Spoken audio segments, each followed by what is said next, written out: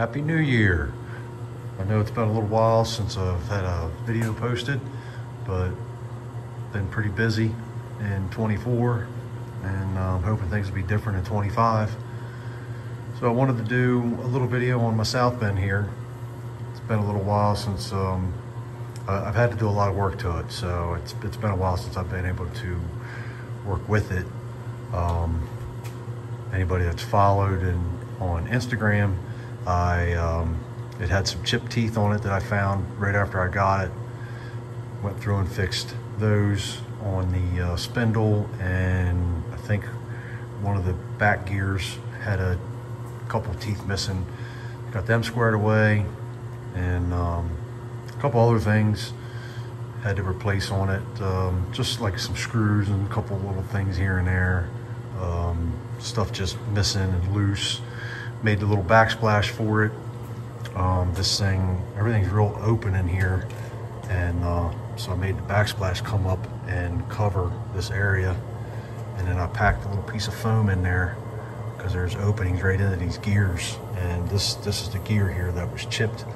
It had 2 or 3 teeth missing, and I think it was from metal flying in there and got jammed up in the teeth.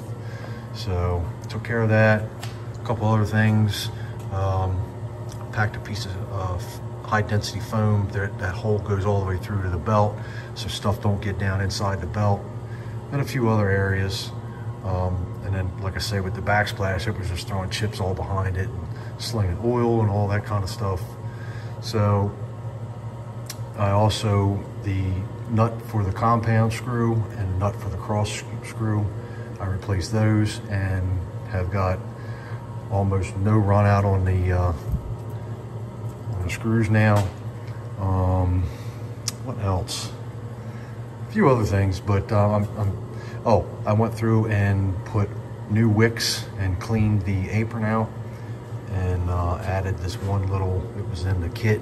It gave directions how to add this Gitz oiler here for this guy, because it supposedly doesn't get enough oil through the wick that was in there. It got all new wicks in here. The new wicks in there. New wicks on the wipers on the apron and the saddle. I'm sorry, the saddle, and then for the tailstock.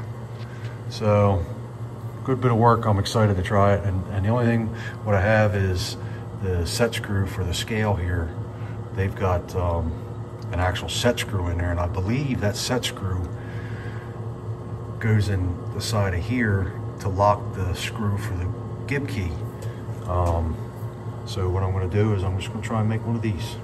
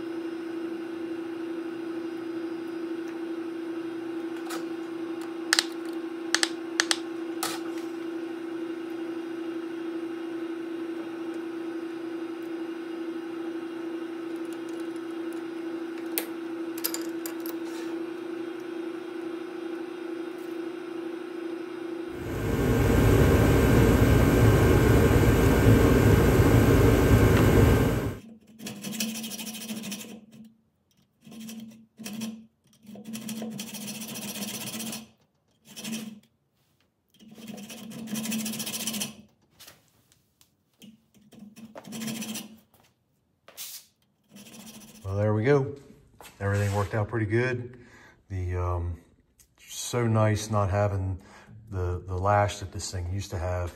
I had about 35 thousandths, and adding the new nut for the cross screw here and adjusting the gib key down to about 5 or 7 thousandths. So that's a big difference. And then this one here went from like 15, 20 thousandths to barely a couple thousandths of lash on there. So that makes it really nice not having to compensate for that all the time and have to think about it. My backsplash works pretty good.